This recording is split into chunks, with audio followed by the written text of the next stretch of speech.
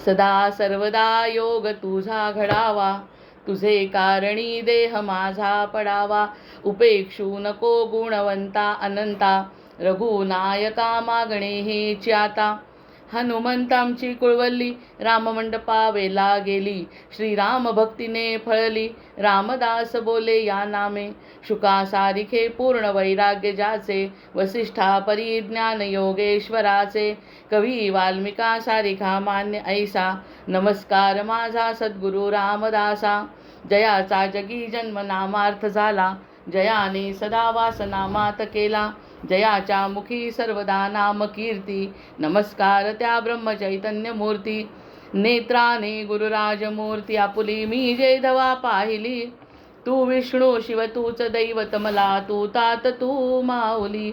झाला भाव मनात या मग करू कोणास पाचारण, प्रल्हादा गुरुराजया नित तुम्हा माझे असो वंदन. ऋषिकल्पम रामभक्तं गुरुयज्ञेश्वराविदं, चतुर्वेदेश्वर प्राणं प्रणमामि पुनः पुनः. आदिनारायणं विष्णुं ब्रह्मण्यं च वसिष्ठकम्, आदिनारायणं विष्णुं ब्रह्मण्यं च वसिष्ठकम्, आदिनारायणं विष्णुं ब्रह्मण्यं च वसिष्ठकम्. या सगळ्या लोकांची नावं घेताना सुद्धा असं वाटतं की ते नाव घेणं सोपं आहे, पण त्याच्या मागची जर परंपरा बघितली तर एकेका याच्यावरती 10-10 लेक्चर्स होतील अशी वसिष्ठांची काय. आणि या जे नावं घेतली त्या सगळ्यांची जर आपण बोलायचा प्रयत्न केला, बोलायला विषय खूप आहेत, पण आपण एका विशिष्ट गोष्टीसाठी आपण स्वतःला ठरवलं आहे, त्यामुळे आपल्याला हा भाग पुढे न्यायचा आहे. मागच्या वेळेसची जी गोष्ट आहे ती सगळ्यांना खूप आवडली. त्या गोष्टीतून आपण ह्या सगळ्या गोष्टींचं नवीन प्रकारे ज्ञान घेऊ शकतो, कारण गोष्ट आपल्याला केव्हाही जास्त आपली अशी वाटते. अहम आहे आणि अहम नाही हा 12वा प्रश्न बघितला. अहम आहे आणि नाही असे काय हा 13वा प्रश्न बघितला. आता 14वा फक्त तेवढं वाचते म्हणजे थोडीशी लिंक लागते. अहम आहे आणि नाही असे काय आहे. तो परमात्माच सर्वांच्या ठिकाणी अहम रूपाने आहे, पण त्यापासून चलित होणारा आणि वेगवेगळे प्रमाणे भासणारा. अगदी स्पष्ट त्यांनी या ठिकाणी सांगितलं की सगळ्यांच्या ठिकाणी तो आहे. एकही गोष्ट तो शत्रू असो का मित्र असो, चांगला असो का वाईट असो, या सगळ्यांमध्ये तो समाविष्ट आहे. म्हणजे त्यांनीच सगळ्यांना धारण केलं आहे. मूळ धारण करता तोच आहे जीवाला, पण फरक कुठे पडतो किती स्पष्ट केलं आहे लवकरच त्यांनी, की चलित होणारा तो आहे पण वेगळेपणाने भासणारा कसा. कारण अहंकार अहमवृत्ती म्हणजे म्हणून त्या मर्यादेमध्ये तो राहतो. ही जी मर्यादा आहे की आपण स्वतःला देह समजतो आणि अहंकार न म्हणता अहमभावामध्ये आपण असतो, त्यामुळे आपल्याला वाटतं असं आपल्यामध्ये फक्त ते तत्व आहे, बाकीच्यांमध्ये ते नाही. जो विरोध करतो ना तो सुद्धा त्याचाच आहे, जो त्याला मानतो तो सुद्धा त्याचाच आहे, जो त्याची भक्ती करतो तो सुद्धा त्याचाच आहे, आणि तो त्याला पाण्यात पाहतो तो सुद्धा त्याचाच आहे. कारण त्यांनी जर ठरवलं मी तुझा नाही, तर एका क्षणात घरासमोर गर्दी जमते. हे या लोकांना समजलं पाहिजे, जे नाही म्हणतात त्यांना. भले तुम्ही एखाद्या प्रवाहाला मानू नका, पण त्याला न मानणे ही अशक्य गोष्ट आहे. त्याच्यामुळे मानो अथवा न मानो, मग एक सिरियलच आहे मानो या नामो, रिप्ले यांचे माना न माना असं एक असायचं सिरियल, की ज्या ठिकाणी ते एक सत्य सांगायचे, आणि सत्य सांगितल्यावर तुम्ही मानलं तरी ठीक आणि नाही मानलं तरी ठीक, ते आहे आहे आहे सत्य. सत्यम परम ब्रह्म हे त्याचं स्वरूप आहे. तुम्ही मानलं, कोणते शब्द दिले काय प्रश्न नाही. तो कशामुळे तो शब्द देतो आपण त्याला, कारण तो अहंकार असतो, अहमवृत्ती असते, आपलं अज्ञान असतं. आपल्या अज्ञानामुळे आपण त्याला स्वतःमध्ये पाहतो फक्त, आणि त्यामुळे त्या स्वतःच्या बुद्धीचा विचार करून आपण त्याला पाहण्याचा प्रयत्न करतो. अनुर्वाच्य समाज जो दासबोधातला आहे तो तर अगदी पूर्णपणे याच्यावर आहे की जग बोलता न येणारं जे तत्व आहे ते म्हणजे परब्रह्म तत्व आहे. मग त्या तत्वाबद्दल आम्ही काय सांगणार. आणि जे त्याला विरोध करतात ते खरं म्हणजे स्वतःचं नुकसान करून घेतात. आत्मारामापासून म्हणजे स्वानंदापासून ते मुक्तात. हेच त्यांना कळत नाही. हे खरं अज्ञान आहे. बाकी सगळं ज्ञानाची याच्या पुढे सगळं ज्ञान फिकं आहे. मग अहंकार अहमवृत्ती म्हणजे मात्र परमात्मा नव्हे, तो परमात्मा नाही. आणि अगदी स्पष्ट करतायत ताई की सोहम मीच तो परमात्मा, हे शब्दही गौण अर्थाने घ्यायचे. मीच तो परमात्मा असं जर आपण म्हटलं, अगदी मनामध्ये जे प्रश्न येतात ना, म्हणजे विचार उठतात, तरंग उठतात ना, त्याला प्रत्येक वेळी उत्तर मिळत आहे जर आपण वाचलं तर नीट. असं वाटायचं मी तोच आहे. असं जर मी कसंबसं मानायला प्रयत्न केला, कालच शंकराचार्यांची जयंती झाली, त्यावेळी आपण हाच विचार केला, मीच अहम ब्रह्मास्मी हे त्यांनी शिकवलं, तत्त्वमसी हे त्यांनी शिकवलं, तू आणि तू एकच, मी आणि तू एकच, हे सगळे त्यांनी सांगितलं. तर हे सांगितल्यावर सुद्धा विवेक पाहिजे त्या ठिकाणी. मीच तो आहे म्हटलं की तोही एक प्रकारचा अहंकार आहे. कारण आपली जी बुद्धी आहे ती बुद्धी माईक आहे. आपली जी बुद्धी आहे ती अज्ञानातून निर्माण झालेली बुद्धी आहे. जरी म्हटलं मी की मी ब्रह्म आहे, पण मी ब्रह्म आहे म्हणून सगळेच्या सगळे गुण धारण करू नाही शकत आपण, कारण की आपण मर्यादित स्वरूपात आहे. मर्यादित स्वरूपात देहधारी जो आहे आपण काय ज्यानी कोणी मानलं तो त्याला सुद्धा आणखी पुढे जायचं आहे, आणि तेवढं आणि तेवढंच फक्त खरं नाही. कारण असं म्हणणारा फक्त परमात्माच असू शकतो, अहम ब्रह्मास्मी. बाकी कोणी जर म्हटलं तर त्याला मम म्हणायला पाहिजे की तुम्ही आहात आणि म्हणून मी अहम ब्रह्मास्मी आहे. अन्यथा अहम ब्रह्मास्मी म्हणणारा रावणाची काय अवस्था झाली हे आपल्याला माहिती आहे. शंकरांनी दिलेला आशीर्वाद, इतकं सगळं ज्ञान, इतकं ज्ञान आहे की त्या ज्ञानाची तुलना कल्पना करू शकत नाही. तो व्हिडिओ पण आपण पाहिला होता. या ज्ञानात इतकं सर्व गुण संपन्न असा तो रावण, ते बघत असताना ऐश्वर्य आहे, ज्ञान आहे, बुद्धी आहे, आणि मुख्य म्हणजे परमेश्वराचा आशीर्वाद आहे. म्हणजे स्वतः शंकर त्याला घाबरून राहत होते की आपला आवडता शिष्य आहे. मग या सगळ्या गोष्टीमध्ये तो अहम ब्रह्मास्मीच तर म्हणत होता, तो काही वाईट म्हणत नव्हता. पण अहम ब्रह्मास्मी म्हणत असताना सुद्धा त्या तत्वाला विसरून जो अहम ब्रह्मास्मी म्हणतो ते सुद्धा लिमिटेड आहे, मर्यादित आहे, लक्षात घ्यायला पाहिजे. म्हणजे स्वतःला अहम ब्रह्मास्मी म्हणत असताना फक्त स्वतःपुरता विचार करून आपल्याकडून जे देता येईल ते जास्तीत जास्त देण्याचा प्रयत्न केला तर त्या अहम ब्रह्मास्मीला अर्थ आहे. अन्यथा तत्वमसी तू आणि तूच एक आहे, मग नंतर अहम ब्रह्मास्मी ह्या तत्वाला आपण जर मानलं तर आपला खरा उद्धार आहे. मीच फक्त अहम ब्रह्मास्मी असं म्हणून जर आपला स्वतःचा विस्तार करायचा प्रयत्न केला तर आपण देवासारखं होऊ शकत नाही. ही मर्यादासुद्धा लक्षात ठेवायला पाहिजे. म्हणजे सोहम म्हणत असताना आपण अगदी सुरुवातीला अमृतकणामध्ये म्हटलं होतं, जन्माआधी सोहम सोहम, जन्मानंतर कोहम कोहम, कोडे हे सुटण्यासाठी चिदानंद रूपम शिवोहम शिवोहम, ही आजच आराधना केली. काल शंकराचार्यांची जयंती झाली की मीच तो आहे. ही आराधना कशी कमी पडते जर ही आराधना करत असताना प्रत्येक जीवांनी सांगितलं मीच तो आहे आणि बाकी कुणीच नाही, तर ती आराधना फायद्याची नाही. मग ह्या गोष्टीसुद्धा लक्षात घेतल्या पाहिजे. सोहम मीच परमात्मा हे शब्द गौण अर्थाने घ्यायचे. म्हणजे इतकं मोठं ज्ञान झालं, याच्यापेक्षा मोठं ज्ञान नाही. मानलं एक जीवानी की मी आणि तो एकच आहे, पण मी आणि तो एकच असताना त्याचा अंश आहे हे मानलं पाहिजे ना. नुसतंच मी माझ्या मनाचा माझा विस्तार मी करते आणि मला वाटेल तसे निर्णय मी घेते, मला वाटेल तसं, कारण मला समजलं आहे मी अहम ब्रह्मास्मी आहे.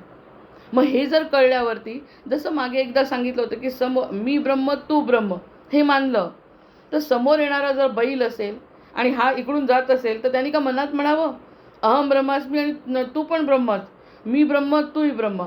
मग तो जर आपल्या अंगावर चालून आला आणि आपण जर खाली पडलो तर ब्रह्माचा दोष आहे का? म्हणजे ब्रह्म आहे हे समजत असताना त्याला काही विवेक पाहिजे की नाही. मग या ठिकाणी जसा तू ब्रह्म मी ब्रह्म, पण माझं स्वतःचं काम काय आहे, बाजूला निघून जाणे. तसं जर नाही केलं तर त्याचा परिणाम आपण भोगतो. तसं तिथे उभं राहायचं का ब्रह्म मी आहे तो ब्रह्म आहे म्हणून होऊ द्या काय व्हायचं ते, असं नाही.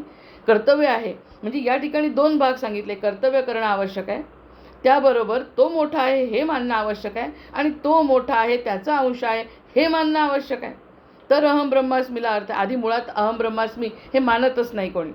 हे जेव्हा जे लोक मानतात, कारण आपलं योगवसिष्ठ चाललं आहे, हे मानल्यानंतर मग तत्वमसीचा आधार घ्यायचा की तू आणि तू फक्त मोठा आहे, तुझा अंश असल्यामुळे माझा विस्तार शक्य आहे.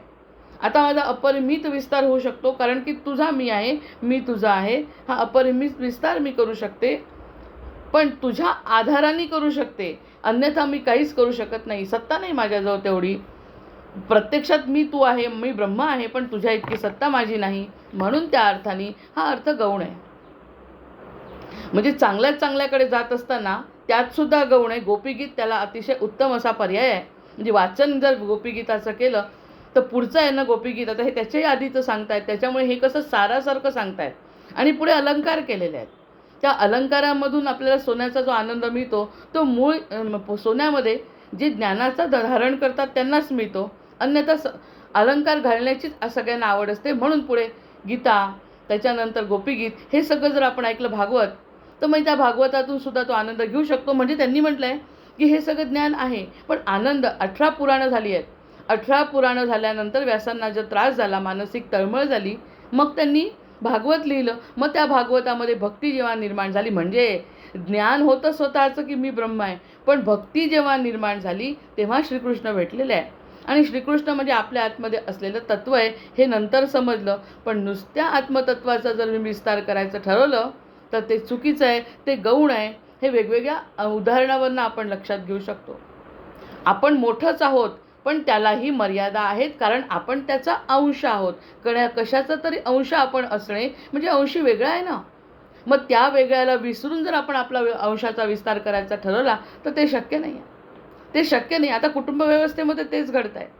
कुटुंब व्यवस्थेमध्ये वडील मोठे असतात, आजोबा मोठे असतात, पणजोबा मोठे असतात, पण लहान्याजवळ जर ज्ञान आणि पैसा आला त्या कुटुंबातल्या, तर तो विस्तार करायचा ठरवतो. विस्तार होतो, विस्तार भरपूर होतो, पण कोणाचा तरी आधार आपल्याला आहे हे जर तो विसरला तर त्या विस्ताराला अर्थ राहत नाही. हा अगदी उदाहरण सारखं आहे की मी स्वतःचा विस्तार केला, काय चूक केलं. वडिलांना सुद्धा असं वाटत नाही की मुलाचा विस्तार होऊ नये, मुलाची प्रगती होऊ नये, मुलाची प्रसिद्धी होऊ नये, असं अजिबात वाटत नाही.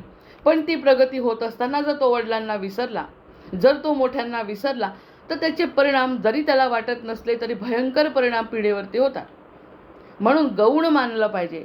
आपला विस्तार करायचा, पण त्या विस्तार करत असताना आपण मोठ्यांच्या कोणाच्या तरी छत्रछायेत आहोत हे जर विसरलं तर आपण समाजामध्ये सुद्धा जे बघतो तेच परमार्थात घडत आहे. परमार्थामध्ये साधू संत जेव्हा स्वतःला ओळखतात, आणि त्यातला खरा साधू कोण, की जो परमात्म्याचा मानून आपलं आयुष्य घालवतो, त्याला मुनी ऋषी असं म्हटलं जातं. अन्यथा ज्ञानी विद्वान याला या क्षेत्रात किंमत नाही. एक वेळ ज्ञान नसलं तरी चालेल, पण त्याला अनुभवाचं ज्ञान असलं पाहिजे, आणि जे अनुभवाधिष्ठित म्हणजे परमेश्वराच्या दृष्टीने असलं पाहिजे. आधी परमेश्वराचं ज्ञान. पण परमेश्वर इतका चांगला आहे, इतका प्रेमळ आहे, इतका कृपाळू आहे की आधी तू स्वतःची ओळख करून घे. आणि स्वतःची ओळख करत असताना त्या जीवानी जर भक्ती केली तर बाकी त्याला तो दिसतो, म्हणजे तो माझ्यामध्येही आहे तसाच सगळीकडे आहे असं जेव्हा दिसतं तेव्हा अहंकार नाहीसा होतो. हेच कुटुंबाच्या बाबतीत आहे. अशा उदाहरणातून आपण ते स्पष्ट करू शकतो. याला आधार आहे. आणि हे जे योग वैशिष्ट्य आहे तो तर सगळ्या जगाचा आधार आहे, कारण अगदी सुरुवातच इथून मानवी मूल्यांची धर्माची झालेली आहे. त्यामुळे ह्या सगळ्या गोष्टींवरती अगदी विश्वास ठेवून आपलं सत्य धारण करणे, आणि ते सत्य म्हणजे मी तर आहेच, माझ्यासोबत त्याच्यासोबत मी आहे, ही संकल्पना जर लक्षात घेतली तर बाकी या सगळ्या गोष्टी मर्यादेला अमर्याद स्वरूप येऊ शकतं. मर्यादेला अमर्याद स्वरूपाची प्राप्ती व्हायची असेल तर स्वतः मीची शरणागती आवश्यक आहे, आणि ती शरणागती झाल्याशिवाय अहम ब्रह्मास्मीला सुद्धा अर्थ नाही. हा 13वा प्रश्न आहे. 13वा सारखाच प्रश्न होता, की 2 प्रश्न सारखे होते, पण त्या 13व्या प्रश्नामध्ये थोडीशी खोच असल्यामुळे, ही वेगळी गोष्ट असल्यामुळे, आधी मुळात म्हणजे मुलाला म्हटलं मेरिट या, तर मेरिट येण्यासाठी जे तो प्रयत्न करतो ते मेरिट येणं किती आवश्यक आहे. म्हणजे त्याच्या प्रयत्न तर करतो आहे ते तर योग्यच आहे. आपणही जे समजून घेण्याचा प्रयत्न करतो ते योग्यच आहे. अहम ब्रह्मास्मीपर्यंत जर आलो तर ते अतिशय म्हणजे दुर्मिळ योग आहे. पण त्या दुर्मिळ योगानंतर सुद्धा पतन शक्य आहे असं या ठिकाणी सांगायचं आहे, की असा दुर्मिळ योग तुम्ही स्वतःच्या प्रयत्नांनी आणला, पण तो प्रयत्न माझा कुणामुळे घडला, ती सत्ता. आता सत्ता ब्रह्म चेतन ब्रह्म आहे, त्या ब्रह्मापर्यंत जर ती सत्ता गेली नाही तर ते आपण कोणत्याही क्षणी त्या साधकाचं पतन होऊ शकतं. ही छोटीशी म्हणजे अतिशय महत्त्वाची गोष्ट वरच्या लेवलवरती चालू आहे. नंतर सोहम म्हणजे मीच तो परमात्मा हे शब्द गौण अर्थाने आता हा कोणता गौण अर्थाने घेतला हे आता आपल्याला स्पष्ट झालं असेल, की गौण कसं, मर्यादेमध्ये अमर्याद सत्ता. खऱ्या अर्थाने मी वेगळा परमात्मा वेगळा असा भेद नाही आहे. खरं सांगायचं म्हणजे परमात्मा आणि मी वेगळा नाही आहे हे तर निश्चित आहे. अहम ब्रह्मास्मी म्हणतोय म्हणजे मी ब्रह्म आहे, म्हणजे ब्रह्माचं स्वरूप आहे, पण तसा वेगळा नाही आहे परमात्मा. तसं खऱ्या अर्थाने बघितलं तर परमात्मा वेगळा असा भेद नाही आहे. परमात्म्यापासून भिन्न मीचे अस्तित्व या शब्दांनी गृहीत धरायचं नाही आहे. काय गृहीत धरायचं नाही आहे, की त्याच्यापासून मी वेगळा आहे असं जर गृहीत धरलं, मी करू शकतो असं जर वाटलं, तर बाकी खूप मोठी म्हणजे धोक्याची घंटा आहे. तो आणि मी वेगळा नाही, मी तुझ्यातच आहे, तू जे काही करतोय ते सगळं मीच करतोय हे जेव्हा तो मानेल, तो करणारा जेव्हा मानेल मग धोका नाही आहे. कारण जे काही निर्णय घेऊ, जे काही कृती करू, ती सगळी त्याच्या साक्षीने होईल. त्याची साक्ष जर विसरली तर अहम ब्रह्मास्मी म्हणणारे बरेचदा जेलमध्ये गेलेले आहेत. सगळ्या प्रकार बरेचदा म्हणजे काय, आता 99% लोक असं ज्ञान असणारे जेलमध्ये गेले आहेत आणि जाणार आहेत पुढे. त्याच्यामुळे त्यांना ते ज्ञान नव्हतं अशातला काही भाग नाही, पण आधार नव्हता. आधार जो पाहिजे परमात्म्याचा, तो आधार नसल्यामुळे ते स्वतःच्या मर्यादेला अमर्याद समजले आणि अमर्याद नाही हे बाकीच्या अज्ञानी लोकांपेक्षाही किड्यामुंगीसारखे वागले. बाकीचे अज्ञानी तरी बरे की ज्यांना अहम ब्रह्मास्मीचं ज्ञान नाही, ते तरी बरे म्हणायची वेळ आली. पण ह्या लोकांनी काय केलं, म्हणजे या ज्ञानाला कुठे मर्यादा आहेत, हे ज्ञान कुठे मर्ज व्हायला पाहिजे, कुठे त्यांची शरणागती पाहिजे, ते स्पष्ट सांगतात. या ठिकाणी कोणत्याही निरपेक्ष जो सेवा करेल त्याला आणि त्यालाच फक्त परमात्म्याची प्राप्ती होईल. कारण परमेश्वराची सेवा ही निरपेक्ष स्वतःसुद्धा परमेश्वर तेच करतो आहे. त्याचे जे पार्षद आहेत ते सुद्धा तेच करतात आहे. आणि जे कोणी या सगळ्या गोष्टीमध्ये पैसा आणण्याचा प्रयत्न करतात, प्रसिद्धीच्या आड येतात, आपल्या स्वतःच्या ज्ञानाचा गर्व करतात, त्यांना ज्ञान असूनसुद्धा त्यांचं पतन निश्चित आहे. आणि हे सांगत असताना पुढची पिढी तयार होणाऱ्या योग वैशिष्ट्यावरून ज्यांनी ते ऐकलं ते अजूनसुद्धा ऋषीमुनींसारखं जीवन जगतात. आणि ज्यांनी जे ऐकलं नाही ते या समाजाच्या जेलमध्येच नाही फक्त अडकले, ते देवाच्याही जेलमध्ये अडकलेले आहेत. जय जय रघुवीर समर्थ. आता इथून जरी सुटले तरी कुठूनच सुटका नाही आहे. त्याच्यामुळे हे ज्ञान दुधारी तलवार आहे. एकदा का हे ज्ञान झालं तर त्याचा अहंकार झाला आणि जर त्या देवाला विसरला तर सर्वसाधारण मनुष्यापेक्षाही जास्त पतन त्याचं होतं. हे निश्चित आहे. आणि हे निश्चित आहे, हे जर आधी त्यांना कळलं असतं किंवा त्यांनी काय वाचलं नाही का ज्यांचं झालं आहे, त्यांची उदाहरणं आपल्यासाठी आहेत की असं होत असतं. मोठ्या मोठ्या ज्ञानी लोकांचं सुद्धा असं होत असतं. हे ज्ञान ही दुधारी तलवार आहे. कोणी वापरायची? चाकू आहे हातामध्ये, तर चाकू जर अज्ञानी माणसाच्या हातात असेल तर तो जीव घेतो, आणि डॉक्टरच्या हातात असेल तर तो मोठ्या मोठ्या सर्जरी करून जीवन वाचवतो. हा चाकू तोच आहे, वापरणारा कोण आहे? ज्ञान तेच आहे, वापरणारा कोण आहे? जो निरपेक्ष असेल तोच फक्त याचा उपयोग करून घेऊ शकतो. कारण निरपेक्षत्व, उदारत्व हे जे गुण आहेत ते परमेश्वराचे गुण यांनी धारण केले. सत्य धारण करत असताना त्याचा जो बेस आहे तो परमेश्वर आहे, ते जर धारण केलं नाही तर या सगळ्या गोष्टी त्याला पतनाच्या कारणीभूत होतात. स्वतःच्याही आणि दुसऱ्याचंही पतन तो करतो. हे ह्यांनी इथे सकारात्मक लिहिलं आहे. मी हे कुटुंब आणि समाजाकडे बघून सांगितलं. हे दोन्ही उदाहरणं आपल्याला डोळ्यांनी दिसलेली आहेत की वडिलांचा आधार न घेता मुलाचा विस्तार झाला आणि त्याला वडिलांना त्रास दिला तर या जेलमधून तो सुटेल भले, पण पुढच्या जेलमधून सुटणार नाही. कारण 3-4 प्रकारचे जे ऋण आहेत ते फेडल्याशिवाय आपल्याला मुक्ती नाही. हे ज्ञान त्यांनी धारणच केलं नाही. विवेकाने ह्या गोष्टी जर धारण केल्या नाही तर बाकी त्याचं पतन निश्चित आहे. आणि वडिलांना जो ह्त्रास होतो, मोठ्या लोकांना जो त्रास होतो, तो त्यांच्या प्रारब्धाचे भोग समजून ते भोगून टाकतात, पण ह्याचं पतन बाकी निश्चित आहे. जय जय रघुवीर समर्थ. असं जसं ह्या गोष्टी ह्या समाजात घडतं, मायेमध्ये जसं घडतं, तसंच परमात्म्याच्या क्षेत्रात सुद्धा आहे. धारण करा. सत्य धारण करण्यासाठी एक वेगळी अधिष्ठान लागतं. जसं योगवर्गामध्ये वेगवेगळ्या प्रकारची अधिष्ठानं चालू आहे, त्या अधिष्ठानांच्या भरोशावरच, त्या शुद्ध हेतूच्या भरोशावरच जे ज्ञान राहतं ते फक्त सत्य ज्ञान धारण करणारा व्यक्ती असं आपण म्हणू शकतो. म्हणजे त्याच्या वागण्या बोलण्यातून चिंतनातून सतत त्याचं धारण केलेलं जे ज्ञान आहे ते दिसलं पाहिजे. बोलायचं एक आणि करायचं एक असेल म्हणजे परमात्म्याला दुर्लक्ष करणं अहम ब्रह्मास्मीतला सगळ्यात मोठा धोका आहे. जय जय रघुवीर समर्थ. म्हणून भिन्न अस्तित्व काय हे पण समजलं असेल आता. त्याला भिन्न समजायचं आणि मी काहीतरी भिन्न आहे.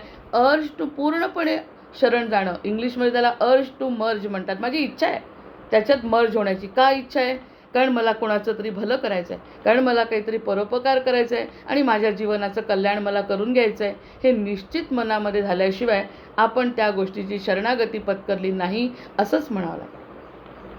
परमात्मा सर्वशक्त्यात्मक असल्यामुळे सत्य अहम आणि मिथ्या अहम अशा सर्वच कल्पनांना तो कारण आहे.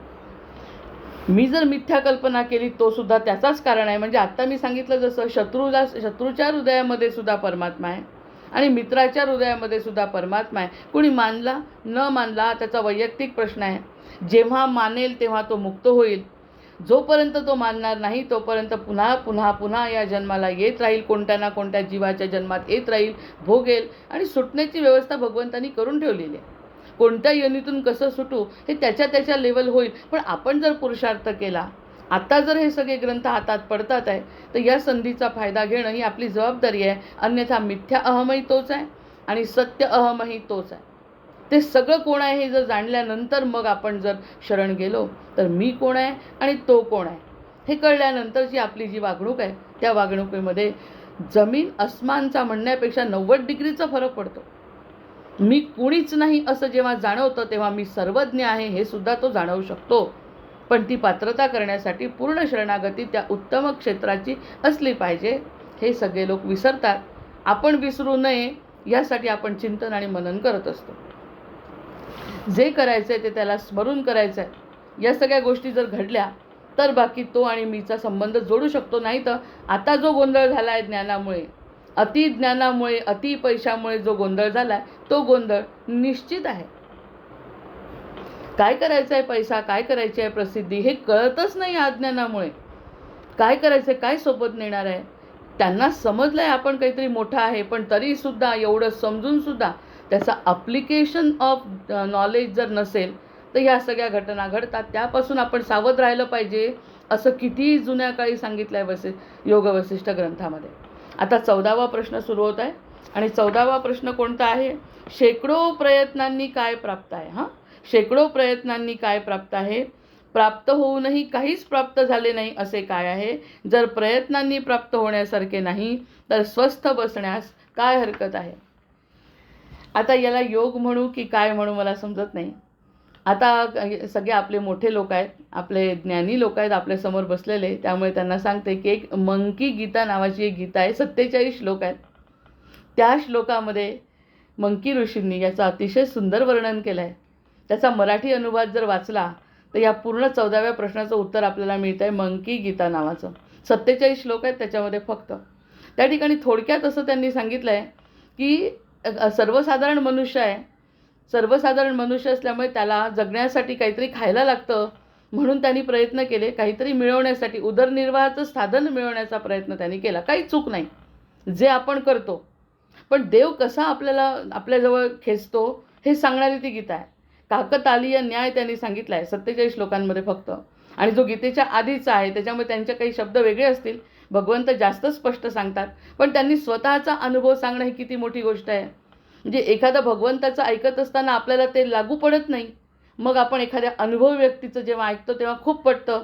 तर ती गीता सांगत असताना त्यांनी अक्षरशः मनापासून ती गीता त्यांनी सांगितली. आणि त्यांनी सांगितलं ते उदरनिर्वाहासाठी काहीतरी करायचं आहे त्यांना.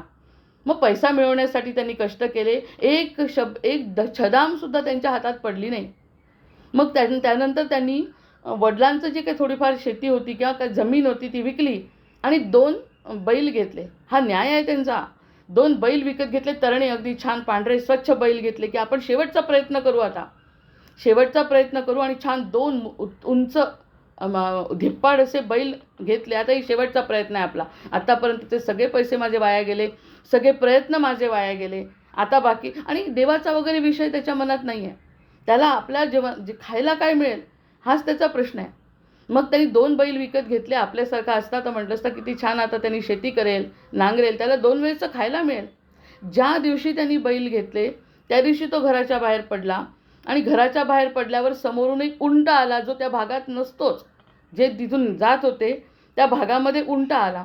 उंटाचा धक्का लागला. ह्यांनी प्रतिकार केला 2 बैलांनी, आणि 2 बैलांनी प्रतिकार करून अगदी मोठी मारामारी झाली. आणि त्या दोन्ही मारामारीमध्ये उंट जिंकला आणि दोन्ही बैल मेलेत, ऑन द स्पॉट गेले.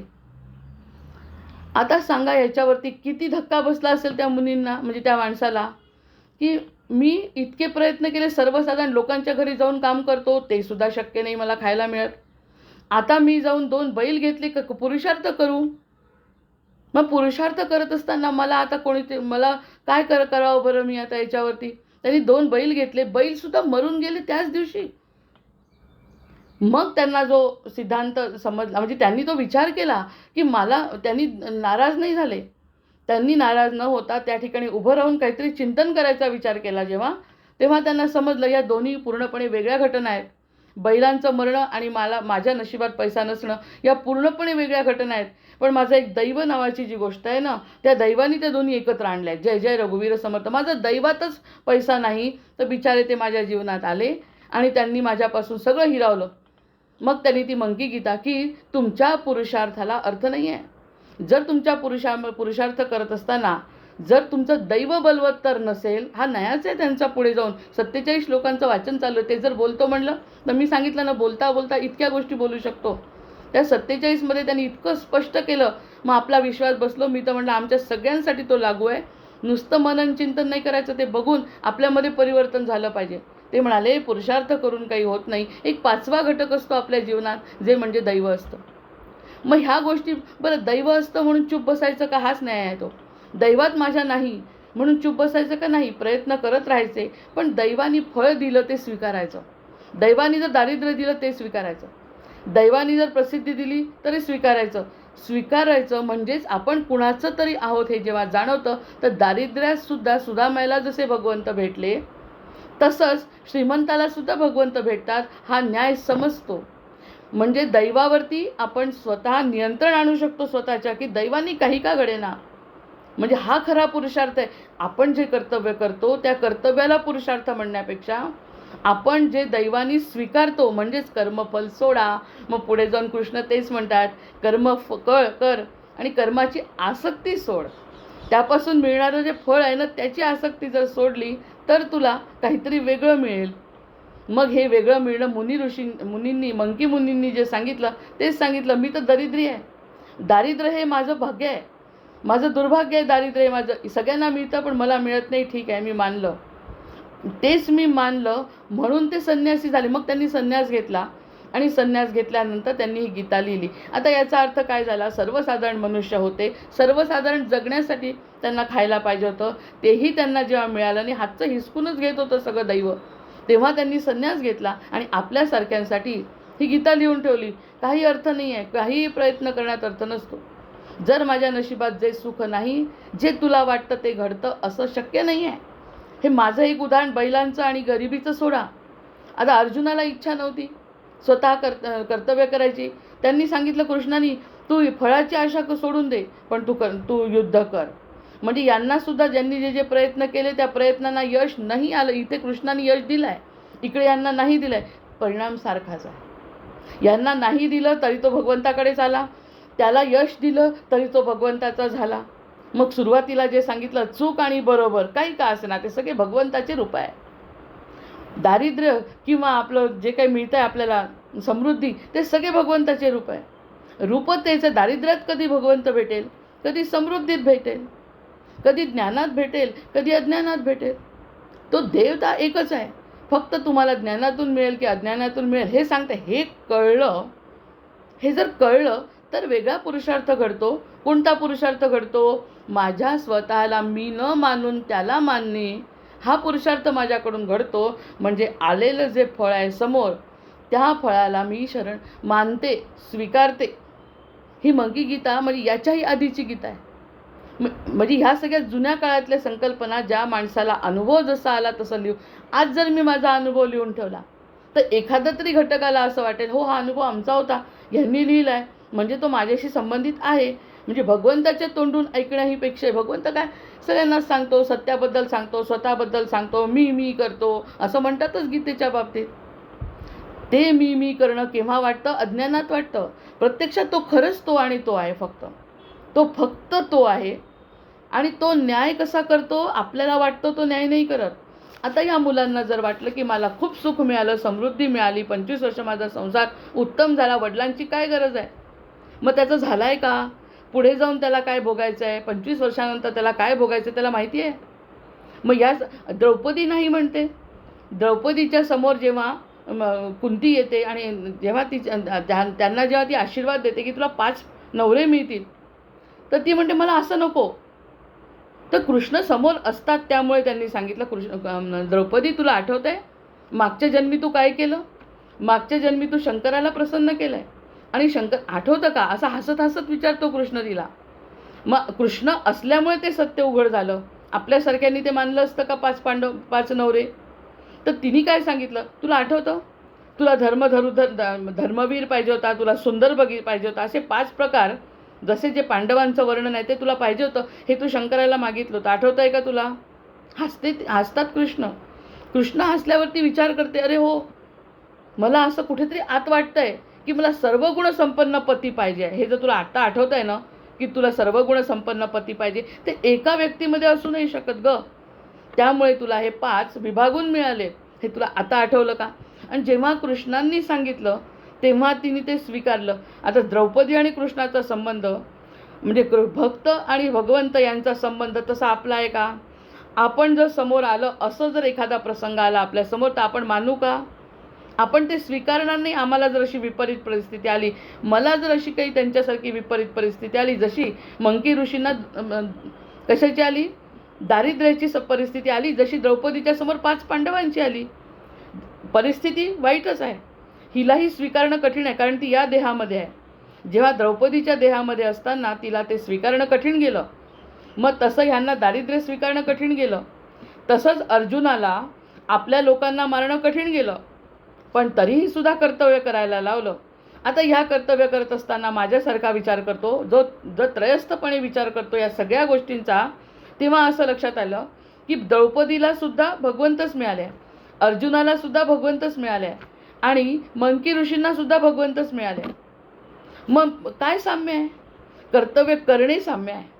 कर्तव्याच्या फळाची आशा जो सोडतो त्याला भगवंत मिळतो, कारण भगवंताचा न्याय काकतालीय न्याय आहे. तो काकतालीय न्याय, 2 गोष्टी एका वेळी समोर घडवणे हा न्याय, त्याच्यातून तो न्याय देतो जो आपल्याला कधी कधी पटत नाही.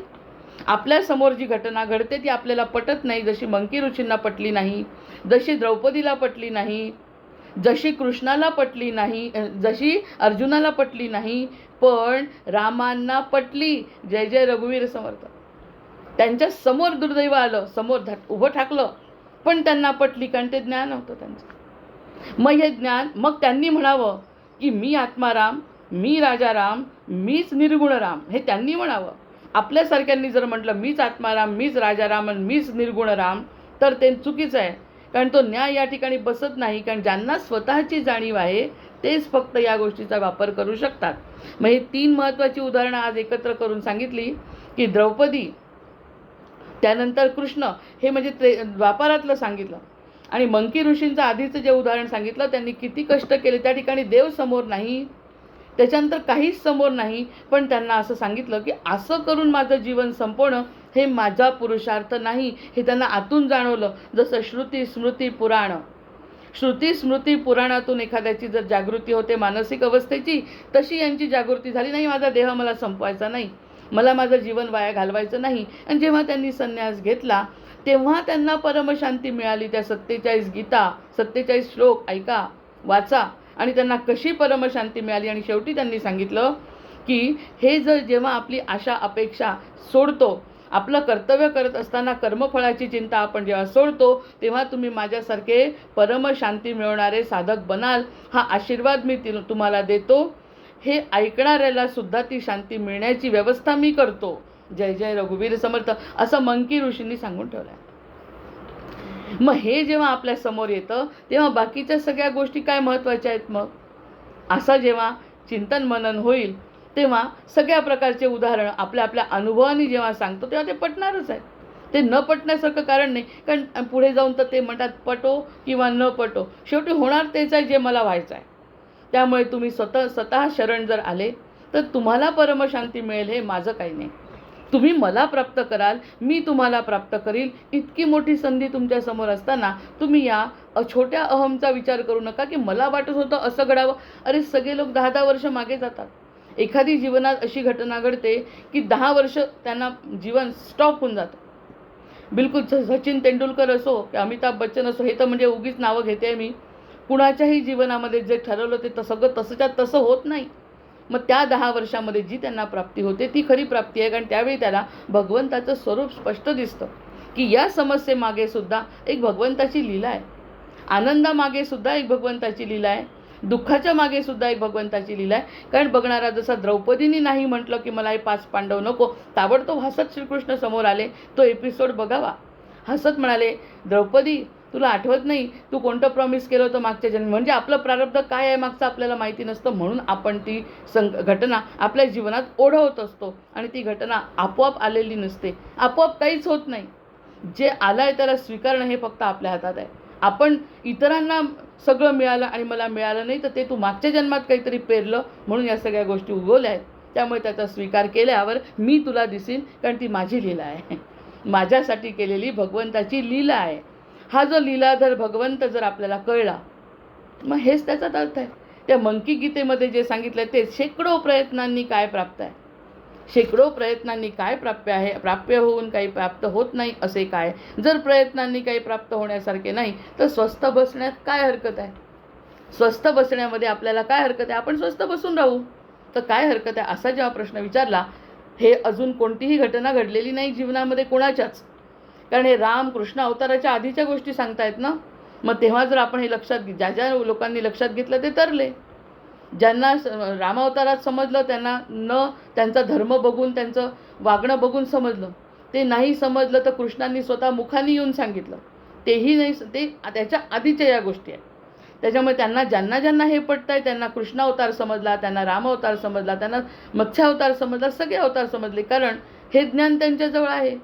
या ज्ञानामुळे त्यांना सगळे अवतारसुद्धा समजतात की भगवंतांचाच जर अवतार आहे तर आपणही कणाचा का होईना त्याचाच अवतार आहोत. ह्या रूपाने जेव्हा वर्णन करतात तेव्हा योग वसिष्ठातून मिळालेला संदेश पुढे द्वापारात आणि सत्ययुगामध्ये तरी स्थिर होण्यास मदत करतो. मग शेकडो प्रयत्नांनी आत्माच प्राप्तव्य आहे. तो एकदा प्राप्त झाला म्हणजे प्राप्त होण्याजोगे दुसरे काही शिल्लक राहत नाही. आणि आत्म्याची प्राप्ती झाल्यानंतर वेगळे काही मिळते असे नाही. आत्मा हा अनादी सिद्ध प्राप्त आहे. शेकडो प्रयत्नांनी काय प्राप्य आहे, शेकडो प्रयत्न केल्यानंतर काय प्राप्य आहे. शेकडो प्रयत्न केल्यानंतर त्यांनी आपल्या दारिद्र्यावर विजय मिळवण्याचा प्रयत्न केला. त्यांनी काय केलं, शेवटी बैल घेतले. बैलसुद्धा त्यांच्या घंटांचा आवाज आल्यामुळे काय असेल तो एक मोठा प्रसंग आहे, मेले ना. मग प्राप्त झालं का त्याला, शेकडो प्रयत्न केले त्यांनी. आणि काही चुकीचा करत होता का तो प्रयत्न, अजिबात चुकीचा करत नव्हता. जेवायला पाहिजे, भीक मागण्यापेक्षा आपण काहीतरी करू म्हणून त्यांनी प्रयत्न केले, पण त्याला प्राप्त झालं का, नाही. पण त्या शेकडो प्रयत्नांनी काहीतरी एक गोष्ट प्राप्त झाली त्याला, जी मंकी ऋषींचं उदाहरणामध्ये त्याला प्राप्त झाली की तो परमशांती म्हणजे परमात्मा मला प्राप्त झाला म्हणे. म्हणजे परमात्म्याची काय इच्छा होती की तू ह्या सगळ्या गोष्टींमधून मन काढ, जे काही घडलं ना ते तू स्वीकार, आणि स्वीकारल्यानंतर एक माझी लीला जी सुरू आहे तुझ्या जीवनात ती तुला कळेल. आणि ती त्यांना कळली आणि तो शेकडो प्रयत्नांनी जे प्राप्य झालं म्हणजे त्याला भगवंत मिळाले.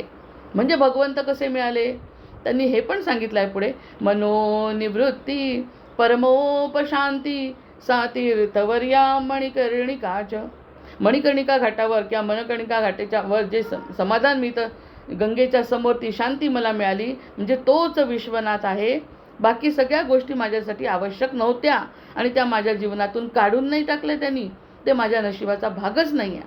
म्हणून त्यांनी सांगितलं 4 पुरुषार्थानंतर 5वा एक भाग आहे तो म्हणजे दैव. त्या दैवात असेल तर घडेल, त्या दैवात नसेल तर घडणार नाही, याचा स्वीकार करणे म्हणजे शेकडो प्रयत्नांनी ती गोष्ट प्राप्य होणे. ही एक प्राप्य गोष्ट आहे. जर तुम्हाला जीवन तसं घालवायचं नसेल वाया, तर ती गोष्ट अगदी प्राप्य आहे मनुष्य जन्मामध्ये. हे त्यांनी स्पष्ट या ठिकाणी, नकारात्मक अजिबात नाही या ठिकाणी. पूर्ण एकही मी जे बोलली असेल नकारात्मक, तो उदाहरणं घेऊन बोललेली आहे की हे उदाहरण आहे, कारण आपल्याला त्या उदाहरणांच्याशिवाय समजत नाही. जेव्हा एखादी गोष्ट घडत नाही असं म्हटल्यावर आपल्याला ते घडते असं समजतं. त्या उदाहरणांनी मी सांगितलं. प्रत्यक्षात त्यांनी सांगितलं की शेकडो प्रयत्न कशासाठी करायचे, कोणत्या ठिकाणी आपण पतन होईल त्याचा विचार करायचा, ते पतन होऊ नाही द्यायचं, असे शेकडो प्रयत्न भगवंतासाठी केले तर बाकी शेवटी काय प्राप्त होतं आपल्याला. शेकडो प्रयत्नांनी फक्त आत्माच प्राप्य आहे, बाकी सगळ्या गोष्टी परिवर्तनशील आहेत. त्या प्राप्त झाल्यानंतर सुख मिळू शकत नाही. सगळं काही चक्रवर्ती राजा झाला तरीसुद्धा शेवटी त्याला ते समाधान देऊ शकत नाही, कारण समाधान ही स्थिती आहे, समाधान ही परिस्थिती नाही. त्यामुळे प्राप्य वस्तू आत्मा आहे. बरं, आत्मा ही प्राप्य वस्तू म्हणत असताना त्यांना म्हणायचं आहे की वेगळं काही मागायचं नाही आहे. आत्मा मागायचा आहे, मला आत्मा प्राप्त करायचा आहे, म्हणजे मला हे पाहिजे ही स्थितीच नाही आहे म्हणतात. तुम्ही मुळातच आत्मस्वरूप आहात, तुम्ही मुळातच ब्रह्मस्वरूप आहात, तुम्ही मुळातच परमात्म्याचे अंश आहात.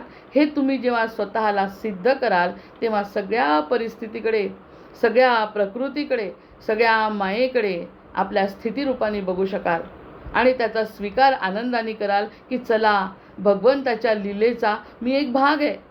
भलेही हे प्रसंग माझ्या, म्हणून एक इंग्लिशमध्ये म्हण आहे, जर एखाद्या दुःखातून जर व्यक्ती परमात्म्याकडे वळत असेल तर त्याहून सुंदर लीला नाही भगवंताची कोणतीच. दुःखातून जर तो भगवंताकडे वळत असेल तर त्याहून सुंदर लीला नाही, आणि दुःखातून जर खचत असेल तर त्याहून मोठा भगवंताचा अपमान नाही. भगवंत कुणाचंही वाईट करत नाही. आपापल्या भोगांमध्ये भोगत असताना थोडी स्थिरबुद्धी होऊन प्रकृतीचा खेळ जर लक्षात घेतला, मग काय प्राप्त करायचं आहे? आपल्या स्वतःमध्ये असलेली शक्ती जागृत करायची. त्या जागृत झालेल्या शक्तीमधून सुख दुःख रूपामध्ये आपल्या जीवनात जी लीला चालली आहे त्या लीलेकडे साक्षीभावाने बघून तरीही स्थितीत राहायचं, शांत स्थितीमध्ये, सतत शांत स्थितीमध्ये राहायचं. म्हणजे प्राप्य काय आहे? होताच तो, फक्त त्याला जागृत केलं. जसं हनुमंतरायांची शक्ती निद्रिस्त होती, ती जांबुवंतांनी जागृत केली. तशी आपली जी निद्रित, आपलं काय होऊ शकतं? आपल्याला कसं काय आनंद मिळणार आहे? हे जे चाललं आहे नकारात्मक विचार, त्या सगळ्या नकारात्मक विचारांना जागृत ठेवणे सतत कुंडलिनी शक्ती. आता योगवर्गामध्ये हे काही वेगळं सांगायची गोष्ट नाही आहे. योगवर्गाला सपोर्टिव्हच हे बोलणं आहे.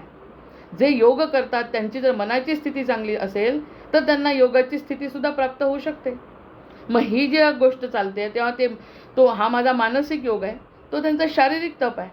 त्या दोन्ही शारीरिक तप आणि मानसिक तप हे परमात्मा प्राप्तीसाठीच आहे. पण प्राप्ती ही काही करायची गोष्ट नाही आहे. प्राप्ती ही आपल्यात असलेल्याची जागृती आहे फक्त, बस. जय जय रघुवीर. जे आपल्यामध्ये नाही ते सोडून द्यायचं आणि जे आपलं आहे त्याची जागृती करायची, हा तो प्रश्न आहे. अनादी सिद्ध आणि प्राप्त तो आहे. माझ्याजवळ होता, मी कधी काही ह्या आत्म्याच्या रूपात कोणत्या तरी देहामध्ये होती. आपण अशी कल्पना करू, रामायणाच्या काळात रामांच्या सोबत होती, कृष्णाच्या काळात कृष्णांच्या सोबत होती. काय हरकत आहे चांगले विचार करायला? आम्ही त्यांच्यासोबत गोपी होतो, आम्हाला म्हणूनच आज कृष्णाचं नाव घेतलं की आमच्या डोळ्यात पाणी येतं. कुठेतरी काहीतरी भेट झाली असेल म्हणून तर आनंद होतो ना.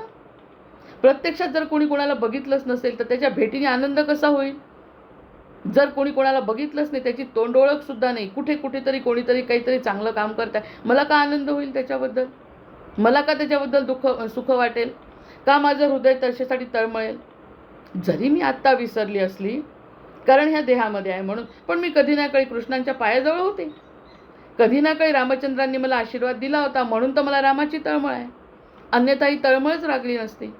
म्हणजे ही जी आत्म्याची आत्मिक तळमळ आहे, ती जर तळमळ ओळखली तर त्याच्या लीलेचा भाग होऊ ना आपण. त्या लीलाधर भगवंत प्रगटले. लीलाधर भगवंत साक्षात प्रगटतात आपल्यासमोर. जर सुख दुःखाला समान बघत असेल तर ही माझी लीला समज. प्रत्येकाच्या जीवनात वेगळी लीला असते. आता ह्या लीला वाचतो भागवतामध्ये, त्या लीला करणारा कृष्ण फक्त त्यांच्याच युगात होता का? तो आपल्याही युगामध्ये लीला करतो. जसं मंकी ऋषींचं सगळं ओढून घेतलं, ती त्यांच्या जीवनातली लीला आहे. आपल्या जीवनातलं काहीतरी ओढून घेतलं असेल तर ते ओढून घेत असताना ते इतके प्रेमळ आहेत ना, ओढून घेतल्यावर ते म्हणतात ते ओढण्याकडे लक्ष नको देऊ. जे मी तुझं का ओढलं, कारण तू माझी आहे, तू माझ्याकडे बघत नाही, त्यामध्ये रमली ना तर तू त्याकडे बघत राहते म्हणून मी तुझं ओढलं. जे काही तुमच्या जीवनात सुख दुःख येतात ते सगळे माझ्यामुळे होतात. सत्ता ब्रह्म दासबोधामध्ये सुरू आहे, ती सत्ताधारी मी आहे, बाकी कोणीही सत्ताधारी नाही. तुझ्याही हृदयाचा आणि इतरांच्याही हृदयाचा सत्ता धारण करता मीच आहे. हे जेव्हा तुझ्या लक्षात येईल, त्याकरता मी तुझ्या जीवनात दुःख दिले, त्याकरता तुझ्या जीवनात वरवर पाहणारे सुख दिले. त्या सुख दुःखामध्ये इतकं रमून गेला जीव की मलाच विसरली. लीला करणारा कृष्ण आपल्या जीवनात येतो. राम येत नाही जीवनात, राम लीला नाही करत, कारण राम सत्य दाखवतो की हे सत्य आहे. म्हणजे त्यांचं स्वरूप वेगळं आहे आणि यांचं स्वरूप हे तर मिश्किल स्वरूप आहे. बघा कशी मजा आली. जसं द्रौपदी जेव्हा म्हणते मला 5 पांडव नको, तेव्हा इतके गोड हसतात कृष्ण की ते हास्यावर फिदा. इतके गोड. अच्छा तुला नको आहे, मी सांगतो तुला ते घ्यावे लागणार आहे. कारण सांगू, तूच ते म्हणजे आपले मागे काय केलं हे त्यांना माहिती आहे. म्हणजे सत्ताधारी कोण आहे आपल्या जीवनाचा? आपण जेव्हा होतो तेव्हा त्यांना माहिती आहे की हिने काय काय करून ठेवलं आहे. मग ते तुला चांगलं किंवा वाईट भोगावं लागणार आहे. भोगणं म्हणत नाही त्याला, त्याला संपवणं म्हणतात. इकडचं आपलं सार करून टाकायचं भोगाचं. भोग म्हणजे चांगले पण आणि वाईट पण. आपल्याला ते भोग वाटत नाही चांगले, तर हे वाईट बाकी भोग वाटतात आपल्याला. मग ते वाईट वाटणे हे संपलं आहे. लीला आहे माझी ती तुझ्या जीवनात आणि लीला करणारा मीच तुझ्या जीवनात आहे आणि त्याचा सगळा संपूर्ण जबाबदारी मी घेतो. तुझी जबाबदारी मी घेतो असं म्हटल्यावरही जीवानी त्याच्याकडे न बघणं कसं चालेल त्याला? घेत बस म्हणतो अजून टोले, जितके घ्यायचे तितके टोले घे. मग पुन्हा तर माझ्याच जवळ यायचं, कारण मी कधी संपलोच नाही. मी होतो आहे आणि राहणार आहे. तूही माझ्यासोबत आहे कधी ना कधी. शेवटी तुला माझ्याच जवळ यायचं आहे. जसं गंगेला सागराजवळच जायचं आहे, दुसरा पर्याय नाही आहे तिच्याजवळ. ओढूनही घेतलं तर ती जात नाही कुठे. जावं तिला तिथेच लागणार आहे आणि ते तिचं गंतव्य आहे आणि त्याने तिला आनंदसुद्धा होतो. कदाचित त्यासाठीच माझा जन्म आहे की इथे यायचं, उगवायचं आणि खाली जायचं. हे सगळं जीवन जेव्हा बघतो तेव्हा प्राप्य काय? जे माझ्याजवळ होतं. अरे उशीर झाला. जय जय रघुवीर समर्थ, जय जय रघुवीर समर्थ, जय जय रघुवीर समर्थ.